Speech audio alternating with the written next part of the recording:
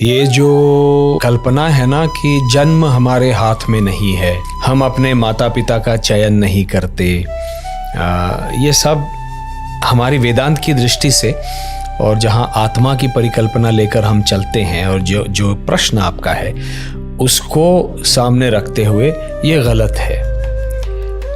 हर आत्मा, भगवान कुछ नहीं करते, हर आत्मा उसका जो प्रयोजन है कि इस मनुष्य योनि तक पहुंचते पहुंचते एक अपना संघर्ष होता है, वो सरल होता है।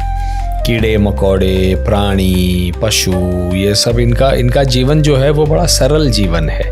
वो अपने अपने गुण धर्म के अनुसार चलते हैं और जितना जीवन दिया है ईश्वर ने उतना जी के चले जाते हैं। लेकिन सही संघर्ष तो मनुष्य जन्म में ही शुरू होता है और उसमें इतने परम्यूटेशन कॉम्बिनेशंस होते हैं अनुभवों के।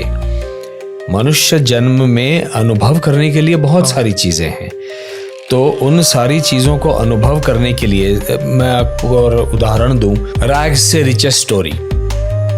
बिल्कुल ही मतलब गरीब आदमी वो इतना अमीर हो जाता है, लेकिन रिचेस्ट टू रैग्स स्टोरी भी होती है कि नहीं?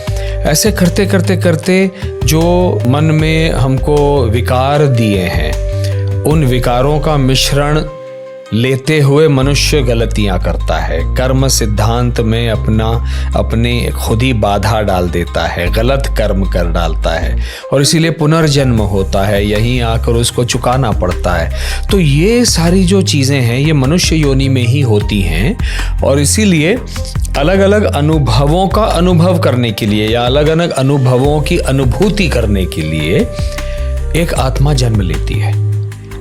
और उस अनुभव के लिए कब जन्म लेना आवश्यक है, कौन से नक्षत्र में जन्म लेना आवश्यक है, किस माता पिता के घर में जन्म लेना आवश्यक है, मेरे मित्र कौन होंगे, मेरे शत्रु कौन होंगे, भ्राता कौन होगा, बहन कौन होगी, ये सब आत्मा अपने आप से स्वयं ही तय कर लेती है और ऐसे ही स्थान पर ऐसे समय पर जन्म लेती है।